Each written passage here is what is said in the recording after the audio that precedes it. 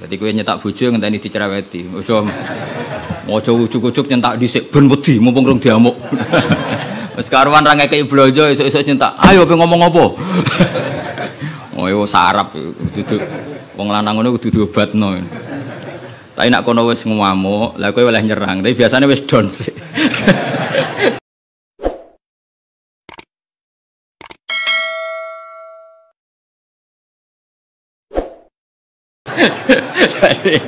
Biasanya setengah jam wis down. Sak jam stroke wis. Tuh kalau kata Mbah Mun kalau guyon gitu, di bojo cerewet itu baru mari sugih katanya. Tapi santri-santri yang di belakang bilang, "Gak mari sugih, Mbah, mari stroke." Jadi karena ilmu tentang itu enggak cukup. Ilmu ulama mana saja kalau menganalisis perempuan itu enggak cukup. Jadi pasti banyak khilafnya. Karena itu polanya perempuan itu enggak jelas, itu enggak bisa dianalisis. Jadi itu ilmu siapa saja bisa. Saya pernah diminta ngaji di Mbah Hamid Bedowi itu, acara haulnya Mbah Hamid. Tapi ya enggak undangan, karena saya memang jarang mau undangan umum. Ini perlu dicatat, nek sing pengen ngundang istibatalo ya demen kecewa wis.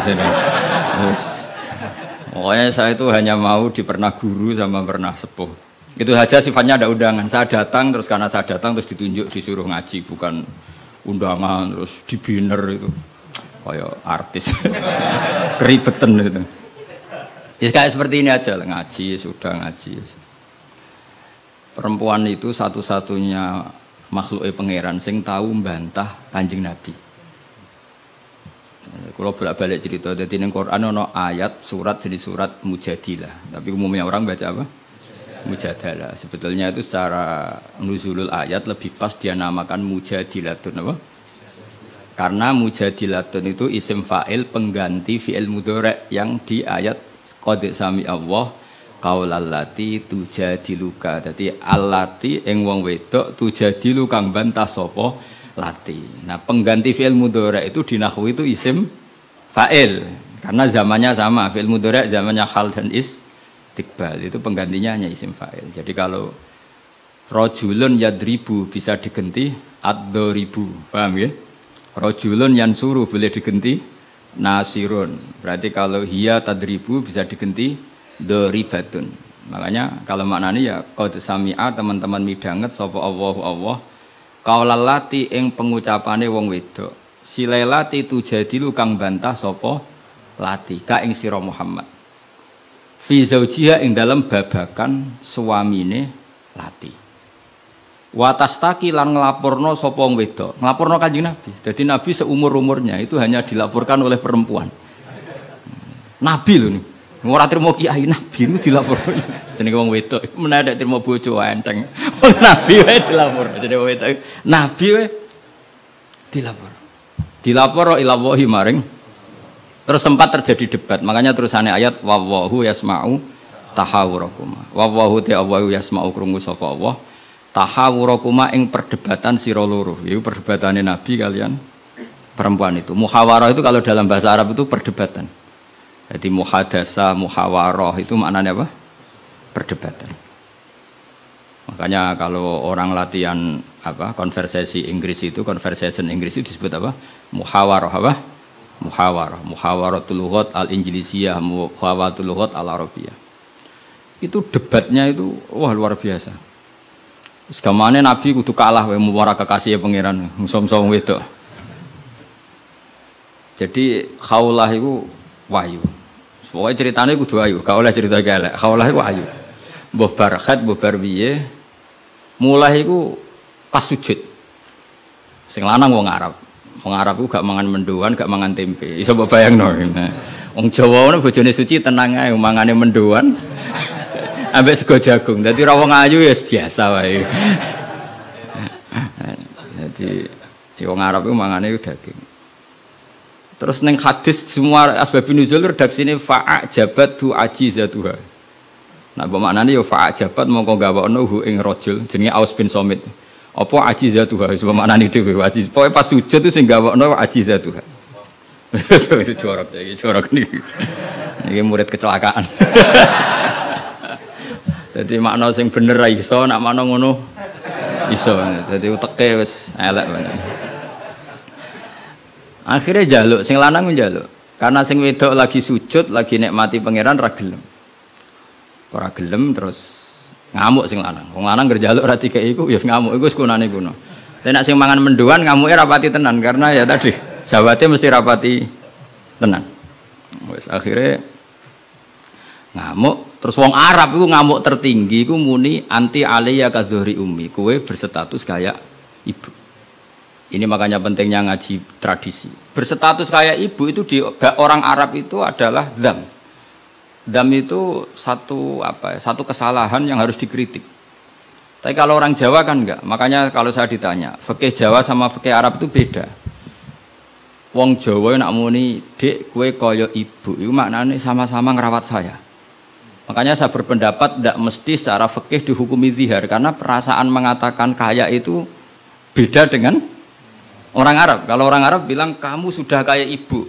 Maknanya selawas-lawas haram tak keloni, haram tak jima, haram tak kumpuli. Ini perbedaan apa? Kultur Arab Jawa. Maka fikih itu kalau yang sifatnya sosial atau kultural itu memang nggak bisa sama. Itu kan ibarat begini. Orang Jawa itu kalau dicekel jenggote itu kira-kira ngamuk tor, kira-kira. Tapi kalau orang Arab itu kehormatan. Saya jajal jenggote kang ngali cekel. Wes dianggap murid ra duwe sebenarnya wong Arab lucu. Berarti padha jenggotene cekel-cekelan wah. Kebayang enggak cara wong Jawa? Wong Arab ku nak seneng wong, niku sirahe dicekel-cek diwambung mbombonan. Nanti kula delok ora mentah lho. Lha kula nate kalian Mbah Mun teng Medina. Karena Mbah Mun orang alim alama dan beliau muammar sepuh, ada orang Arab seneng kalian ya. Yo dicekel-cek terus diwambung niki. Sing wong Jawa gak siap. Kowe enak ya sewate. Sewakel cek terus di. Enggak dicucukan. Wis suruh wae Pak wong Arab. Sadate ngono. Cara wong Jawa kan repot. Cara wong Arab itu sehingga saking mangkelnya si lelaki tadi bilang anti alayya kadzuhri ummi, kamu sudah berposisi kayak ibu. Fi hurmatil jima wa fi hurmatil mulamasa wa fi hurmati kata wa kata. Sama-sama haram dikumpul. Setelah itu getun deh. Waduh, bojo ayune ngene kok tak zihar. Zihar itu sama dengan tolak bain. Sing wedok ya getun, sing lanang ya getun. Jika cerita lapor ning Kanjeng Nabi. Sing lanang tok sing lapor. Kata Rasulullah, ndak ini menunjukkan betapa perhatiannya Allah pada ketentuan hukum. Kata Rasulullah, hingga detik ini belum ada wahyu, maka ketentuan zihar sama dengan ketentuan yang ada di zaman jahiliyah, yaitu biman zilatit tolak, berstatus kayak apa? Tolak. Ya sudah, jenis wong lanang kan nurut. Ngulang, kata Rasulullah, zihar itu kayak tolak. Ya sudah, kita nggak boleh kumpul. Nerima, sing lanang nerima. Sing wedok gak terima, enggak. Aku dhewe sing matur Nabi. Puarani Kanjeng Nabi. Puarani. Ya Rasulullah, apa betul engkau menghukumi zihar kayak tolak? Ya, sampai sekarang begitu. Belum ada ketentuan dari Allah. Wah, ini tidak bisa. Tidak bisa, itu hukum yang nggak benar, tidak bisa. Kenapa dari Nabi? Ngomongnya jorok, jadi wong wedok mulai dhisik jorok. Nabi, jenengan roh bojo kula. Yo ngerti dari Nabi, yo ngerti. Akala syababi wa afna umri wa nasartu lahu batni. Terus ayat hatta idza akala syababi terus ngomong terus. Enak wae sakniki dihukumi tolak. Kula riyen wayu kinyis-kinyis, sakniki wis rapati ayu. Mergo wis tuwa. Anak kula kathah. Cara hukum tolak zaman kula ayu ora masalah dipegat. Kula golek bojo jek gampang, tapi aku saiki wis tuwa. Meskipun isih ayu tapi meskipun isih ayu. Jenengan ngertos wong lanang. Anak kula nak dirumat bojo kula mesti terlantar, mesti katut babon. Jenenge wong lanang duda iku mesti katut babon. Nak tarumat kula anak kula kelaparan, wong kula rondo wong wedok. Jadi enggak bener hukum tolak. Dikaji malih. Nabi lho dikono iku Nabi. Nabi ya tapi hukumnya sementara ngono. Aku iku nabi ngenteni wahyu. Wis pokoke ngono. Pokoke ampun putusno tolak riyen. Tak tinggal mulai sakniki. Pikir-pikir mulai. Jenenge wong wedok. Sekondang tenan kowe. Mulane ning sorane ora ana surat rijal, ana surat apa? Nisa. Dadi juara kowe. Mulai. Tapi itu justru ngetokno nak Rasulullah iku nabi. Jadi barang sing kowe ra seneng iku kadang dadi dalailul ijaz. Dalil mukjizati Quran, dalil kenabiane Kanjeng Muhammad sallallahu alaihi wasallam. Itu enggak ada yang dengar debatnya Nabi dan Khawlah namanya. Khawlah perempuan ini namanya siapa? Khawlah. Aisyah itu di kamar itu tidak pati dengar. Kok mau alamat-alamat ono wedok ngelabrak Kanjeng Nabi ngono tok kenangan Aisyah. Sopo wani ngelabrak? Terus bakas sopo terus nggak pati detail. Sayyidah Aisyah itu dengar nggak pati detail. Singkat cerita, pas perempuan itu teranan. Ini tak ijazahi wong wedok-wedok sing judes. Nak wis judes menisan dadi wali, pasti didengar Allah. Mulai nang kamar itu terus sholat. Kan mau wis suci bakasane. Tapi iki sholat tenan, mau nggo sholat bar suci iki sholat tenan. Sholat tenan. Allahu Akbar. Gusti niki wonten hukum yang sangat merugikan saya. Tolong jenengan sebagai Tuhan, Nabi ini jenengan kandhani hukum niku. Hukum niku kan ngerubah. Piye? Pangeran. Iku apike watas taki ilang. Lah perempuan saiki nak judes mbek sing lanang gak barokah. Mergo kondo mboke kondo dulure. Lah iki sing ra bener. Dhisik ora, tapi watas taki ilang. Jadi gak lapor sopo-sopo, lapor pangeran. Ya Allah, hukum ini tidak fair, itu merugikan saya. Tolong Nabi ini jenengan kandhani, kayak wahyu terkini. Nak hukum itu tidak seperti itu. Bon Gusti, jenengan harus mendengar saya. Lah pangeran itu, terus pangeran nurono ayat itu wallahu yasma'u tahawurakuma. Malah dimulai ayat qad sami Allah. Allah benar-benar mendeng. Jadi wong wedok nek ngomel. Pangeran wae ngrespon. Pangeran wae ngrespon. Ijek dikei kot tuh banget oleh ngrespon. Dadi ngomong anak kowe bojomu ngamuk iku mbok respon niru pangeran. Nah pangeran betah wong la tadurruhu maksiatun wala tanfa'uhu taatun. Pangeran orang ngomel kan tenang wae, ora bakal kena madharate. Tapi nek kowe bertahan iso kena ompreng. Dadi kira usah niru pangeran karena ya beda kelas no. Akhirnya sujud tenan ning pangeran. Pas dekne sujud, Jibril teko ning Rasulullah. Dia di rumah, Rasulullah di dalam. Perempuan tadi di rumahnya. Qad sami Allah qala allati tujadiluka fi zawjiha wa tashtaki ila Allah. Wa yasma'u tahawurakuma. Innallaha sami'um basir. Sak terus. Nangis sampe wedok mau ditimbali Kanjeng Nabi panggil perempuan itu. Apa yang dia munajatkan sama Allah diterima. Dan Allah meng-ACC keinginan dia bahwa zihar itu tidak seperti tambah nangis sampe itu jenengan Nabi tenan. Padahal kalau lapore ning kamar jenengan krungu. Mergo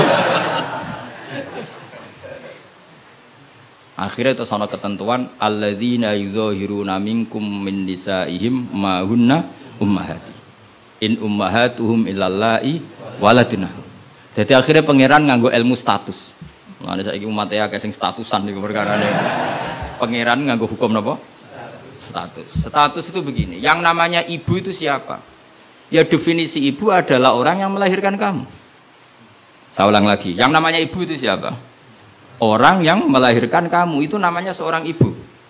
Yang namanya istri siapa? Orang yang halal kamu keloni, kamu jima, kamu hubungan intim. Nah ini penting, harus vulgar, kayak hambani kabeh sesuai. Sehingga definisi ini harus tegas. Yang namanya ibu itu siapa? Orang yang melahirkan kamu. Yang namanya istri, orang yang halal kamu gaulin. Asal pas gelem loh, nak ora iso kena rancangan KUHP. Penjara. Penjara. Soben, itu mesti sing bojone ayu, sing akeh di penjara. Tak sing bojone elek kan gak ono pemaksaan ya. Jadi kowe kudu termasuk sing di penjara ben ketara bojone. Jadi kok nak disidang, kenapa kamu maksa istri kamu mau? Sing tahan mbek wong ayu sapa kan? Kan keren. Tapi misalnya disuwidang bojomu elek merongos. Pertanyaannya hakim, ngono wae kok ora betah. Aneh lagi. Kan gak pantas banget. Oh isen lho cara sidang ngono. Bojone wae elek. Bareng disidang. Ora ngono mesti pertanyaan, wong ngono kok ora kuat. Ngempet kan ngono. Tapi nak wahyu terus kira kuat ngempet kan hakim kan. Mesti pikir-pikir. Ketoknya pantas.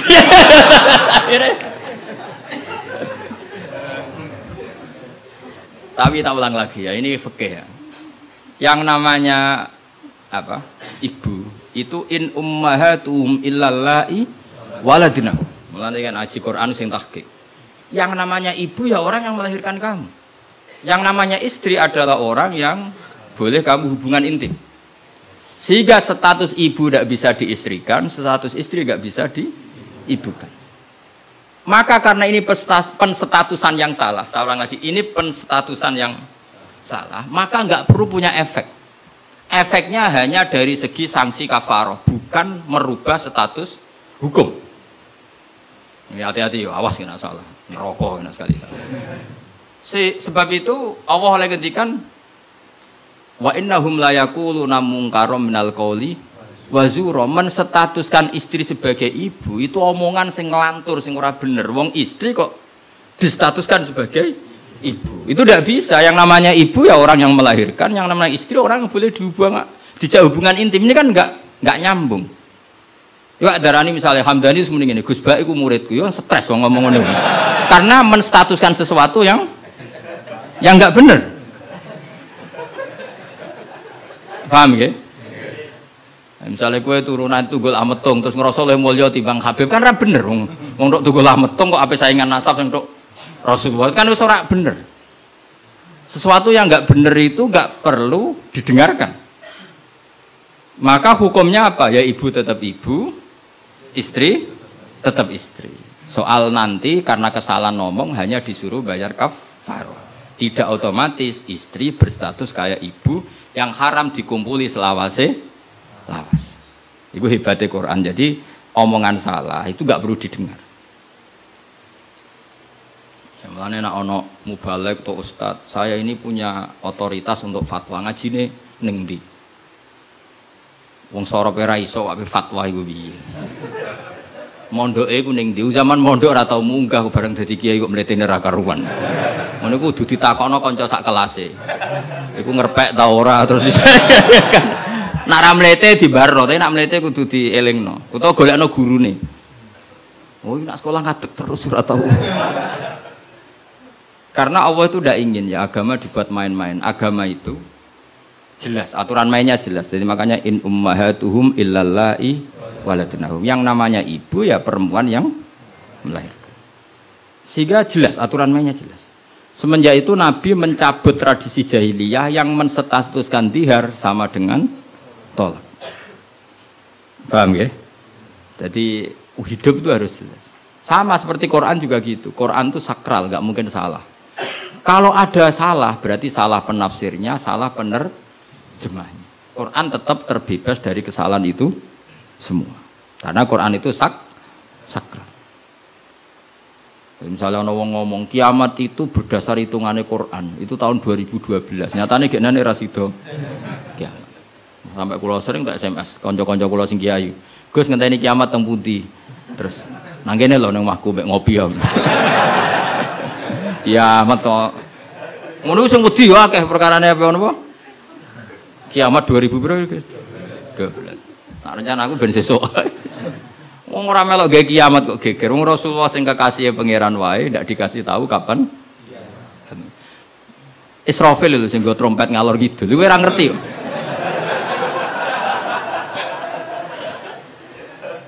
Padahal dia kepengen nang kiamat ben tugasnya selesai. Iku era. Nah, artinya begini. Barokahnya para mufassir, para peneliti Quran.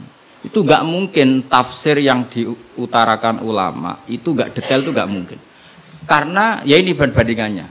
Sayyid Muhammad sampai Sayyid Alawi, Sayyid Abbas sampai Sayyid Zaidi Dahlan sampai Syekh Khotib Minangkabau, saya semuanya itu detail sampai iki Quran iki turun pas Nabi teng dalem, iki Nabi pas tindakan, iki Quran turun pas dalu, iki Quran turun pas rino. Dengan tradisi sedetail itu kan nggak mungkin salah dalam memaknai. Ora koyo kowe, ning Quran ono kok ayat piro, mbah lali pokoke ono. Lha ngono kok dadi mufassir piye? Juga lihat bantah-bantahan Bahsul Masail. Pokoknya ono kitabe. Lah yo kitab apa? Jenenge wae lho lali. Kok halamane jenenge wae. Padahal ulama dhisik, ayat iki turun pas Nabi tindak. Turunnya pas bengi. Pas musim dingin, pas musim panas. Dengan pengetahuan sedetail itu, kemungkinan salah itu kecil. Jadi sampai dibakas. Al-Khadori wa Safari. Cara kowe kan gunane apa dibakas ning omah mbek wis ra bakat ngalim, ning teke wis elek. Sajane kan iso ditebak, misalnya ngene, kowe tukaran mbek bojo ge apan? Setengah tahun sangka kawin iki alamat. Umur-umur bulan madu kok wis tukaran. Tapi nak kowe sering tukaran mbek bojo sering jog pira bar 10 tahun. Normal iku. Jak melarat 10 tahun wis bosen. Dadi pancen wis wayahe brontak. Kan orang kan bisa diukur ngamuke kapan, misalnya aku bertukaran bojo Gus, kawin perang dino seminggu. Wah, salaman. Al bidayah lahian ya wong kawitan umur-umur bulan madu kok wis tukaran. Tapi nak bar 10 tahun itu kesunatan cara kowe. Sing kuat dijak melarat 10 tahun iso. Nak kuat ya bojomu kelainan, wis kelainan. Jadi iso diukur, tunggale Nyai semangat, itu mesti nyai pertama setahun 2 tahun. Nunggu suwi mesti biasa. Perkara wis bosen, semua keinginannya agak kesampaian. Pas latihan kiai kan bayangno masyarakat nurut kabeh, ngaji kabeh. Bareng puluhan tahun masyarakat tetap biasa-biasa wae. Sesuai kan style kendo. Jebule padha wae. Nek semangat pertama mesti semangat. Nah takon imam masjid itu semangatnya mau pirang bulan. Buang dan istiqomah jamaah, jebule reaksinya tetap soft awal, tambah istiqomah tetap aja soft awal, malah kadang merotoli. Sesuai mesti mikir, tak rewangi ini yo. Reaksi publik yo pancet, sesuai mengendorkan diri. Akhirnya gawe wakil, ya wakil sesuai mulai dimami santri ya sesuai santai. Iku yang bener, mulai bener ya iku. Mereka tambah semangat mesti tambah kecewa, orang kok tambah. Makanya itu uniknya Quran, ketika Rasulullah terlalu semangat itu malah mbek pangeran didawi la'allaka baqiun nafsak. Muhammad kowe aja terlalu iku menggebu-gebu oleh dakwah. Mergo untuk iman ora iku wis iku urusanku. Sementing kowe dakwah standar kowe. Aja sampai baqiun nafsak rusak awakmu dewi. Tapi nak kanggo kiai pemula enggak baik niru saya. Saya itu terlalu rileks. Kiai pemula cek semangat ben duwe status mau. Nah, kalau kan statusnya saman lah. Semangat terus mohon aman lah pokoknya. Jadi akhirnya pangeran itu sakit kanjeng Nabi karena terlalu apa? Tapi itu justru nunjukno Rasulullah betapa sangat mencintai umatnya. Beliau tersiksa kalau orang tidak dapat hidayah. Sampai la'allaka baghiun nafsak, sampai kata mufassir muhlikun nafsa. Nabi hampir tarodda anil jibal. Sampai pernah berencana cuek lah. Sampai Allah dikandani, sudahlah masalah hidayah itu saya. Laisa 'alaika hudahum walakinna wa yahdi may yasha. Sudahlah kamu ngaji saja, kamu dakwah saja, tapi tetap laisa 'alaika hudahum, itu tidak wilayah Anda untuk memberi hidayah. Kados kula ngene iki ngaji wae. Ada muni ngene, aku pengen ngaji ning Damaran terus sing tak ulang alim kabeh, demen setruk nek niate. Oh mesti kecewa. Ayo paling sing paham piro? Ayo ngaco. Ayo ngaco tak tes. Tapi nak targetnya gak paham no, supaya ngaji, silaturahim, guyon bareng, bar mulai, bar wis. Wah mesti ra ngarah kecewa. Mau takoki wong, ngaji Gus Pak, ya ngaji. Piye keterangane wis pokoke apik. Baleni ra iso iki lho rekamane. Ayo kelakuanmu ngono ta, kira-kira. Jawab. Ayo jajal tanpa rekaman baleni. Nek ra ngelantur. Nah misalnya terus kiai ini diambisi ngaji muridnya paham. Kira-kira demen kecewa tak? Lah bojo yang ngono tak wari. Ana wong kepengin bojone iku sholihan, riman, ra bantah. Demen kecewa. Kowe iku sapa? Wong mbok cukupi wae jek bantah mun ora mbok. Pokoke ditarget bojo iku penting wedok, nak salat madhep ngulon. Ya wis ngono. Iku mesti gak gampang kecewa.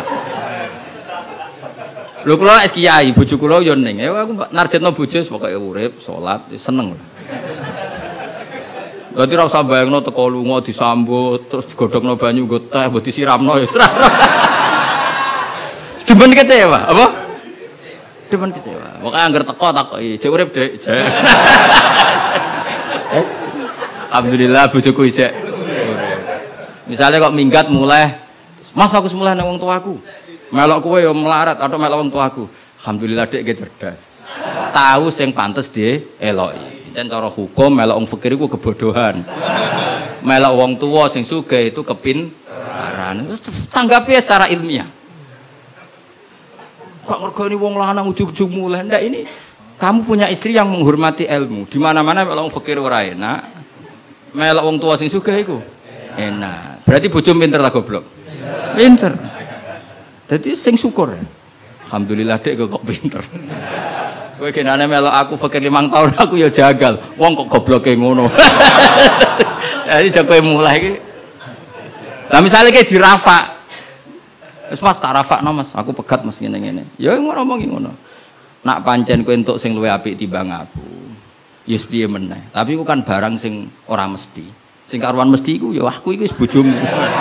Terangno. Mengejar barang ra mesti iku bahaya. Terangno. Tapi nak bojo jawab ngene. Fakirmu wis mesti.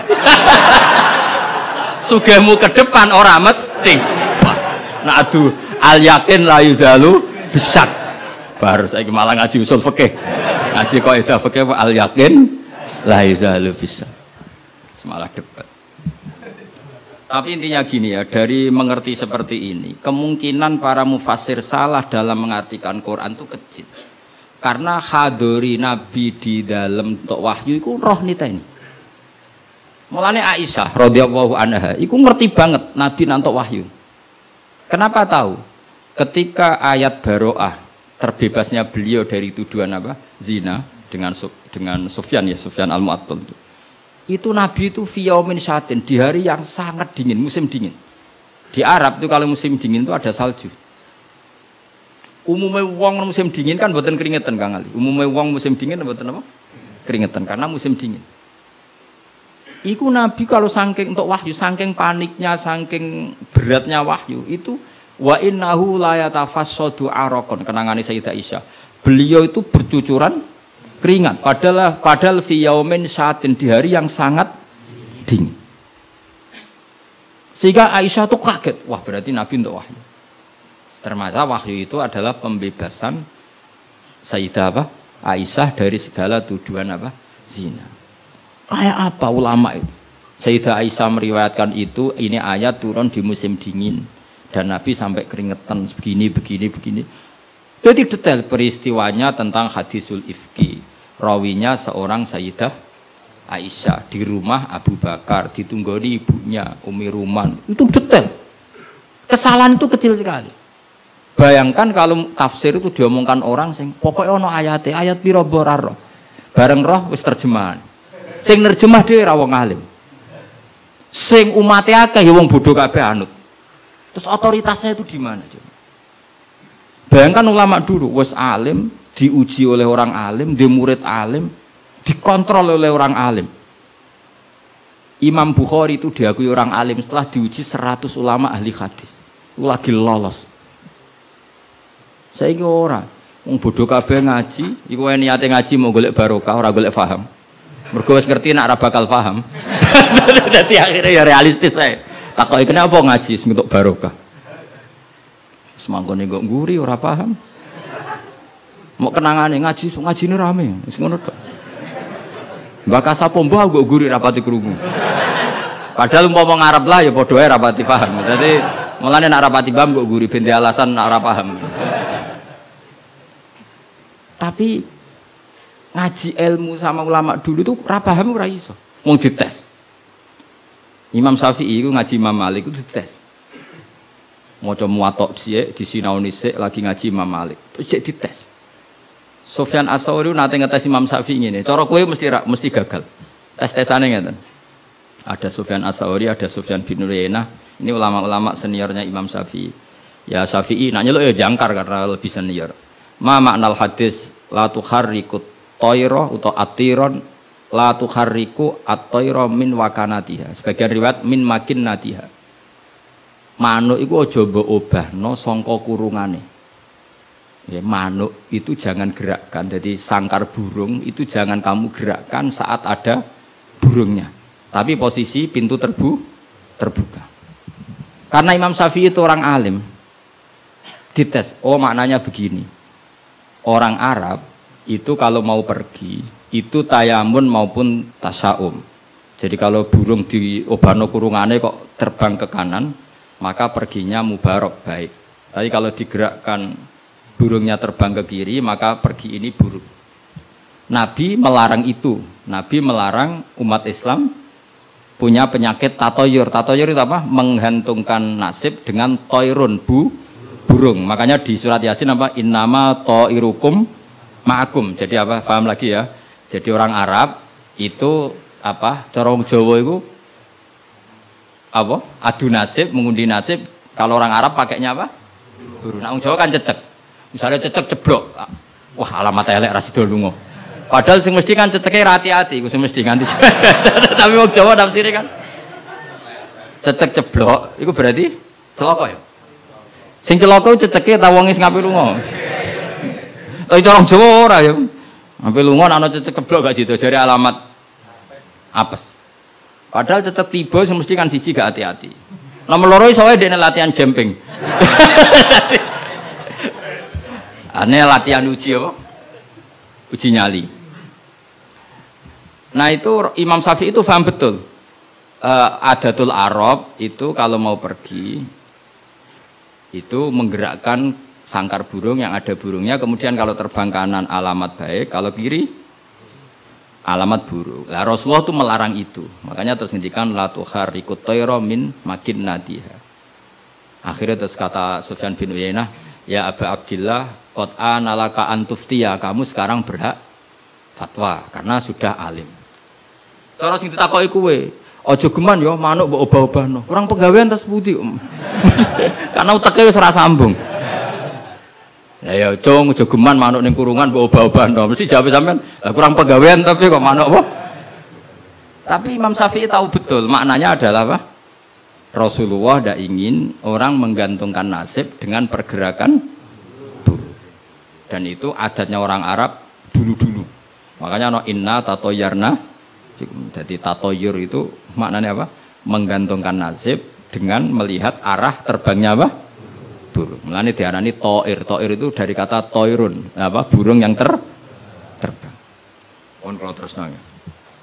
Jadi kalau sampean tanya kenapa ini dipelajari hadori, safari, laili, nahari, saifi, sitai dengan otoritas seperti itu maka kemungkinan ulama salah itu kecil karena jadi misalnya gini, Rasulullah itu suka dahar daging misalnya. Ya sudah kita tafsirkan hanya ada momen di mana Rasulullah itu suka dahar daging. Rasulullah itu sering lapar, ya maksudnya ada momen yang Nabi itu milih lapar. Rasulullah itu suka dahar. Ya ada momen yang Nabi itu suka dahar. Tanpa itu nanti makna hadis itu kacau semua. Apa? Kacau semua. Karena makna hadis itu otoritasnya itu terserah kita. Maksudnya terserah kita gimana? Misalnya begini. Awas rungokno, awas sekali salah setengah kafir. Maksudnya kafir swasta, bukan kafir tenan. Enggak coba misalnya begini, enggak ini saya bedai. Wes akang alillah sekali alhamdulillah. Ittaqu waha. Ki nama ana niku coba ndak jawab saja. Ittaqu wa dia sira kabeh. Takutlah sama Allah. Dengan cara apa coba? Wah, aku mbek Allah wedi terus kabeh melayu menghindari Allah. Tapi lafaz yang sama dipakai ittaqun nisa, takutlah sama perempuan, sama istri. Jadi wis takut ora usah dikongkon wis takut. Ada lagi misalnya nyuwun sewu ittaqul hayyah, kamu takutlah ular. Ittaqul faqra, takutlah sama kefikiran. Sama-sama kalimatnya takut, tapi tetap proporsional sesuai makna yang terkait. Ittaqullaha bitaat, takwalah Allah dengan melakukan taat. Justru takwa kepada Allah itu kita harus menuju Allah. Ya saya ulang lagi ya. Takwa kepada Allah itu justru harus menuju Allah. Sehingga monggo mriki, tafadhol mriki. Mboten niki sami. Saudara antum ini. Ya saya ulang lagi ya. Lafaz itu akan proporsional sesuai konteksnya. Dan ini para pendengar harus tahu. Misalnya saya ulang lagi ya. Ittaqullaha, takutlah kepada Allah. Apa artinya kita menghindari Allah? Kalau kamu takut ular, takut perempuan cantik, kena fitnahnya harus menghindar. Kalau takut Allah, kalau menghindar kan malah salah. Makanya di Quran ada ayat gimana? Wa dzannu alla malja'a minallahi illa ilaih. Ada 3 sahabat yang melakukan kesalahan, yaitu takhalluf anil jihad. Beliau terlambat mengikuti perang Tabuk. Singkat cerita dineng Kanjeng Nabi sampai 50 hari. Semua sahabat diperintahkan Nabi jangan omongi dia. Hujron dineng. Sehingga ketika dineng itu mereka sudah selesai hidupnya. Ini disebut wa alas salasatil ladzina khulifu hatta idza daqat alaihimul ardu bima rahubat wa dhannu sak terusnya itu sampai wa dhannu alla malja'a minallah illa ilaihi. Ketika dineng Nabi, dineng sahabat, wah entek uripku. Bareng ngrasa entek uripe terus beliau iktikaf di masjid, bahkan menyancangkan diri, mengikatkan diri di tiang masjid, dan dia berjanji semua hartanya diamalkan, semua hidupnya diibadahkan, dan dia mengira sudahlah saya tidak bisa lari dari Allah kecuali menuju Allah itu sendiri. Jadi unik kan, takut Allah itu artinya apa? Justru harus mendekat. Kamu takut kiai, semua kiai kita hormati. Kita hormat sama Mbak Arwani, Mbah Mun, hormat sama Mbah Hasyim Asy'ari. Tapi hormat kita, takut kita malah kalau ada kiai ngaji kita mendekat. Tapi kalau takut ular kubra, harus lari. Nah, sama-sama kalimatnya takut. Nah, bayangkan kalau makna di Quran seperti ini tidak oleh ahlinya, betapa salahnya. Sama-sama kalimatnya takut. Nah, tapi dengan banyak pengetahuan yang musalsal ila Rasulillah sallallahu alaihi wasallam, kita tahu proporsi ittaqun nisa kayak apa, ittaqullah kayak apa, ittaqul hayah kayak apa. Cinta juga gitu, cinta kepada Allah kayak apa, cinta kepada Rasul kayak apa, cinta kepada perempuan kayak apa, cinta pada teman kayak apa. Semuanya redaksinya juga hub, mahabbah. Tapi orang akan proporsional. Makanya ulama itu kalau ngendikan lafadz yang sama itu ditafsiri beda-beda. Misalnya gini, yang paling terkenal. Nak kira atau krungu ya kebangetan. Innallaha wa malaikatahu yusholluna 'alan nabi. Wassalat minallah ar-rahmah wa minal malaikah istighfar wa minal adami tadarruun wa du'aun. Coba, Allah itu kan di atas Rasulullah Muhammad. Apapun hebatnya Kanjeng Nabi kan di bawah Allah. Berarti Allah di atas Kanjeng Nabi. Maka ketika ada ayat gini, innallaha saat temen Allah Ta'ala yusolli misalnya, maca sholawat sapa Allah, mosok macane sholawat Allah muni ngene, Allahumma sholli ala Muhammad. Lho Allah dhewe kok muni Allahumma terus piye kan gitu. Paham nggih? Tentu redaksine Allah ya usolli ala Muhammad, saya menambahkan rahmat kepada, ya langsung jadi usolli ala Muhammad azidu alaihi rahmatan, saya menambahkan dia tak kasih rahmat. Wa minal malaikati istighfarun, ketika seorang malaikat disebut membaca sholawat kepada Nabi, artinya malaikat memohon kepada Allah supaya menambahkan sholawat atau istighfar. Nah kita ini kan wong sombong. Kita semua ini nak wong sombong, nak ndongakno Kanjeng Nabi, wong kowe dhewe nasib ora jelas kok ndongakno wong sing jelas. Ya demen diguyu malaikat. Ya Allah, tolong ya Rasulullah itu jenengan sakake ini nak ora bahaya kafir iku. Maka ketika kita baca sholawat kepada Nabi itu bentuk tadarruk kita, bentuk DPDP kita. Ya Allah, jasanya Nabi yang begitu banyak, saya tidak mungkin membalasnya. Sehingga urusan balas membalas budinya saya pasrahkan jenengan. Sehingga sholawat dari kita itu pengganti doa jazallahu anna Muhammadan bima huwa ahlu. Balaslah ya Allah Rasulullah Muhammad dengan status yang beliau miliki. Karena kita ini utang jasa tapi tidak berkutik mau balas pakai apa. Sehingga sama-sama sholat. Minallah maknanya pemberian, dari malaikat maknanya istighfar, dari kita maknanya tadarruk. Semuanya katanya sholat. Jadi makna itu pasti ada proporsinya. Ada apa? Proporsi. Dan itu ulama tahu. Sehingga kemungkinan salah itu kecil karena dari awal dianalisis tadi ada ayat khadoriyah, safariyah, lailiyah, nahariyah. Sehingga detail. Nah, barokahnya ngaji ini kamu kemungkinan mufassir ulama dulu salah itu kecil sekali karena tadi terhitung. Bahkan per kalimat itu terhitung. Sampai ada guyonan ulama, kalau kamu ingin tes doktor tafsir, itu ada satu kata, sak kalimat, orang sak kalam, sak kalimat yang diturunkan Quran. Itu ketika ada ayat wa kulu washrabu hatta yatabayyana lakumul khaytul abyadu minal khaytil aswad. Dhisik waqaf. Minal aswad itu waqaf. Sehingga sahabat itu kalau bulan Ramadan, kalau malam-malam dulu kan tidak ada listrik. Itu di pintunya Kang Ali, di pintunya itu dikasih benang hitam sama benang merah. Jadi agar jimak bojone didelok. Orang ketok ijek oleh berarti kan gitu. Kok orang ketok ijek oleh. Mangan ya gitu, mangan tengan mangan nginceng neh. Oh, orang ketok berarti. Karena ukuran menjadi enggak boleh makan minum itu apa? Sehingga benang hitam terbedakan dari benang putih dalam pandangan mata. Ya begitu terus. Ketika Rasulullah dilapuri itu, dilapuri wong salah paham mau do masang apa? Benang. Menawa santri sing nakal benange cilik benang ketok-ketok. Nak benange gede kan gampang ketok. Akhirnya Jibril teko, orang ngono mat maksudnya umatmu salah paham. Iki aja ana sak kata surung tak turunno minal fajr. Dadi minal fajr iku satu-satunya contoh ning Quran sing turun mau sak kalimat tok. Dadi Jibril kok langit medhun ning bumi, iku mau nggawa minal fajr. Ya sak akeh akhire kok langit tok bumi mau nggawa apa? Minal fajr. Iku Jibril mau turunno apa? Minal fajr. Satu-satunya contoh Quran turun sak kata, sak kalimat, ora kok apa?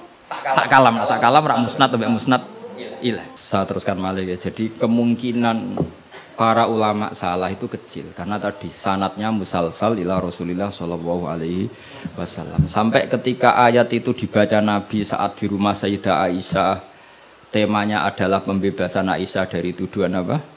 Zina. Terus peristiwanya sama siapa, tuduhannya siapa, yang menuduh siapa, itu detail sekali. Yang menuduh adalah orang-orang munafik.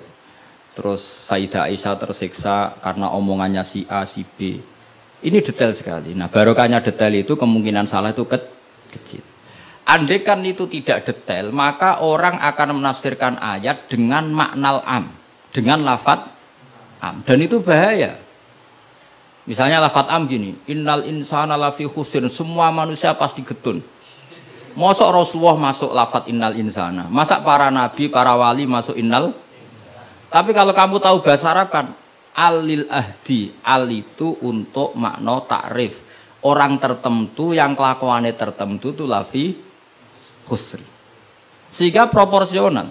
Apa? Proporsional. Makanya ketika ada ayat misalnya gini, wa anni faddaltukum alal alamin.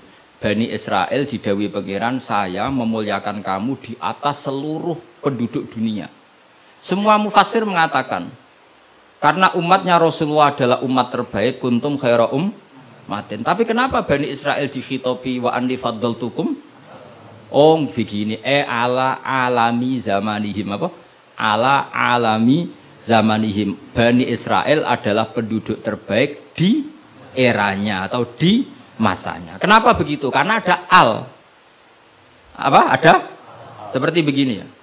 Mbak Arwani itu yang terbaik di eranya. Tentu beliau kan nggak akan merasa lebih baik ketimbang Mbah Munawir karena gurunya.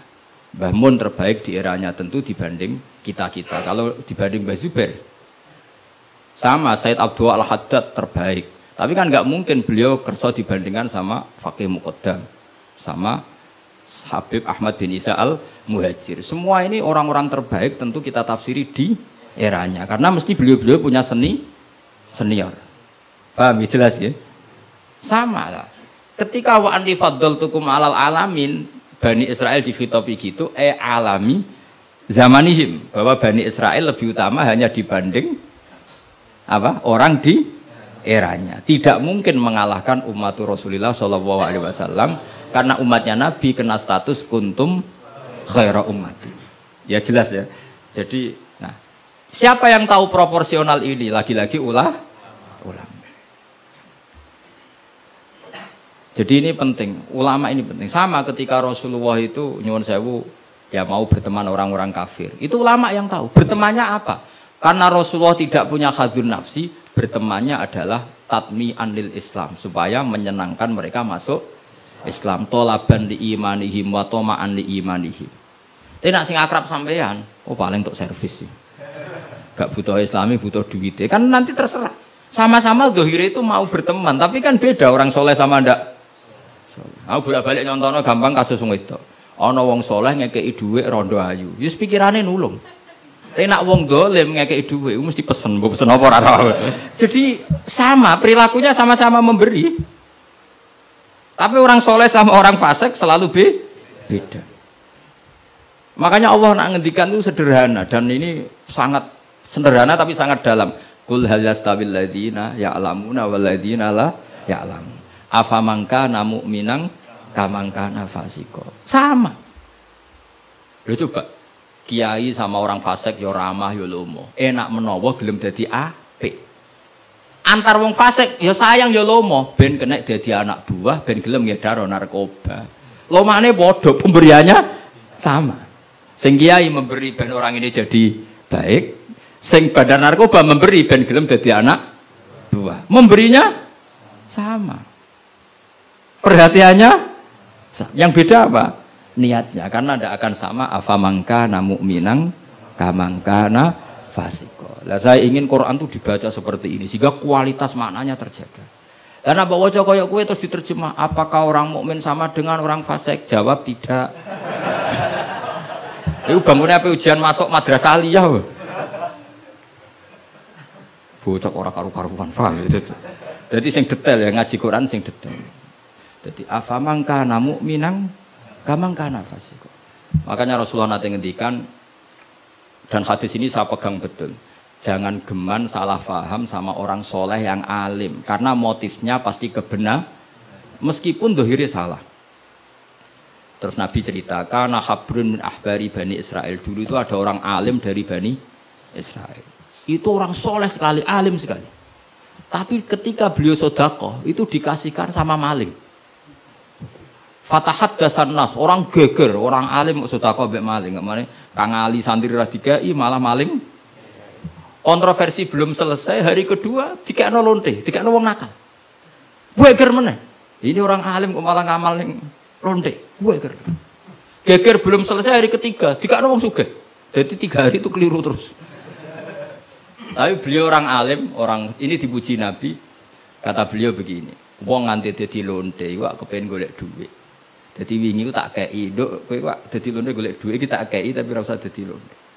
Fala Allah antas ta'ifa, saya memberi itu supaya dia enggak jadi nakal. Beda enggak ambek wong fasik sing ngekei duit. Ayo beda ta ora?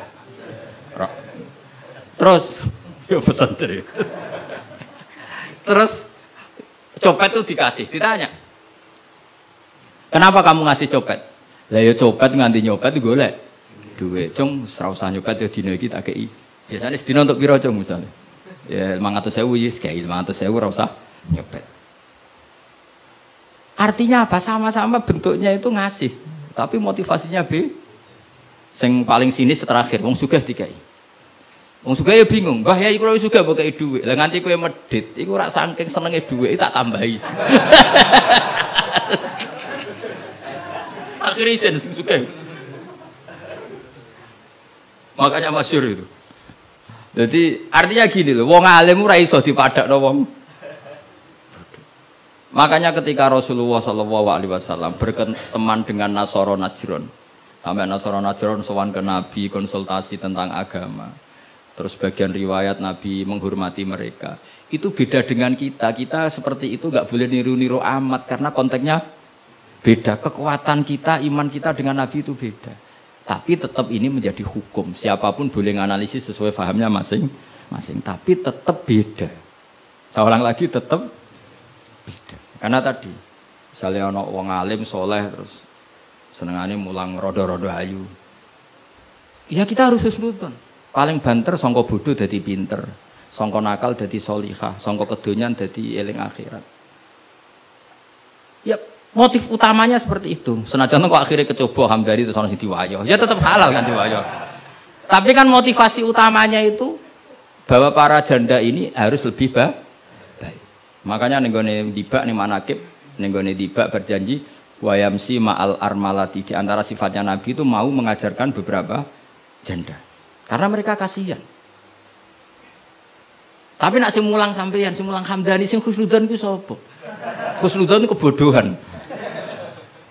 Karena terus eling dene sing ayu iki, sing elek iki. Dadi ora penting iku paham ta ora, wis penting dene apal apa? Oh, itu kan ngeri betul. Maka ini penting saya utarakan. Jadi Allah nak ngendikan itu sebenarnya sederhana, tapi maknanya jauh. Afamangka mu'minang kamangkana fasiko. Saya itu merasakan, saya kemarin 7 hari di Korea. Itu 2006 banyak santri Korea ngaji saya yang pas perainan. Kenapa saya yang diundang? Sebenarnya saya itu nggak diundang. Mereka minta saya ngaji. Beberapa kali sudah ngaji di Indonesia, terus mereka minta sekali-kali Gus ngaji di Korea. Aku ya bilang gini. Tapi waktunya terserah aku. Ngatur kiai dosa. Nggih Gus, pokoke terserah jenengan. Mereka mintanya 1 bulan di Ramadan. Bangunnya pondok kan tutup. Kiai sewa kira. 1 bulan Ramadan bisa. Akhirnya saya minta seminggu saja.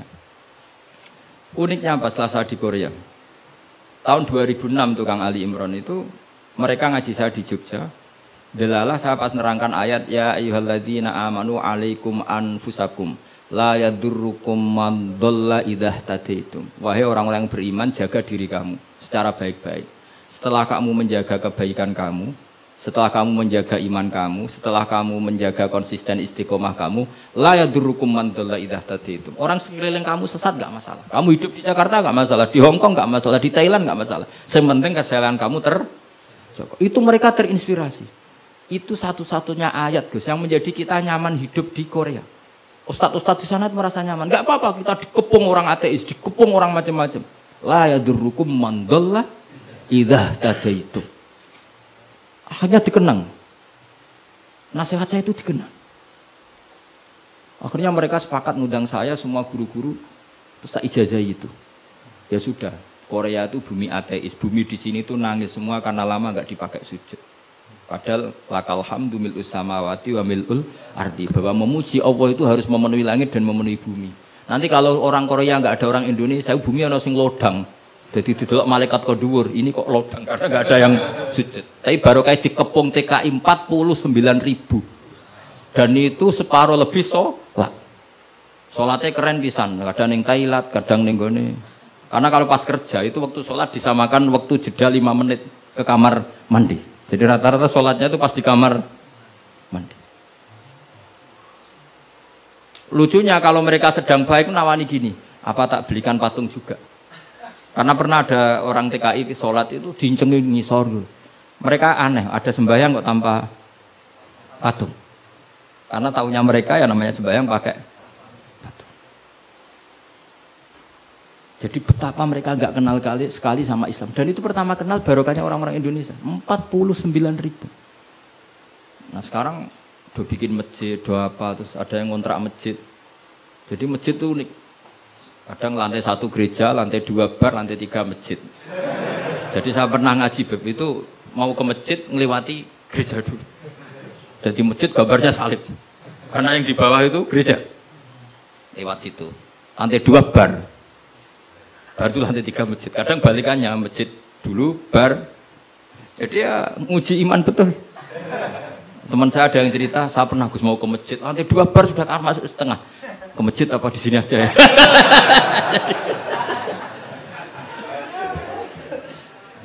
Tapi ya tadi, makanya kita semua syukur betul umatnya Rasulullah Shallallahu Alaihi Wasallam itu dikawal Quran ila yaumil qiyamah. Jadi yang dikawal Quran bukan orang Kudus saja, bukan orang yang daerahnya mayoritas Muslim saja, termasuk orang yang di Korea, di Uni Soviet juga dijaga Quran. La yadurrukum man dhalla idza tadi. Saya punya dokumennya ya, orang-orang Rusia Kang Ali ketika Uni Soviet itu mengkooptasi 100 tahun. Itu orang-orang Islam turunan Uzbek, turunan Syria, turunan Arab. Itu kalau ngajarkan tauhid itu di basement, di bawah tanah. Karena mereka dipaksa menjadi komunis. Tapi Allah itu maha kuat. Allah huwal qawi, Allah itu zat yang kuat, gak terkalahkan. Mereka selalu ngajar anak-anaknya di bawah tanah untuk ngajarkan tauhid. Dan doa mereka didengar Allah. Akhirnya Uni Soviet hancur menjadi negara persemakmuran. Tapi sekali menjadi negara persemakmuran langsung menjadi negara Islam. Yaitu Ceknya Uzbek Tajikistan.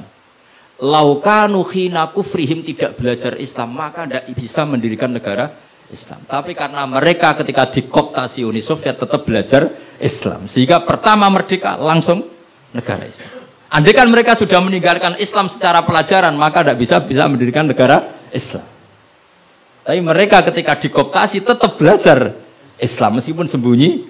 Sebenarnya itu jenenge la yadurrukum man dhalla idza tadaitum. Jadi orang sekeliling kamu sesat gak masalah, asal komitmen kamu sendiri tercerahkan atau mendapat hidayah.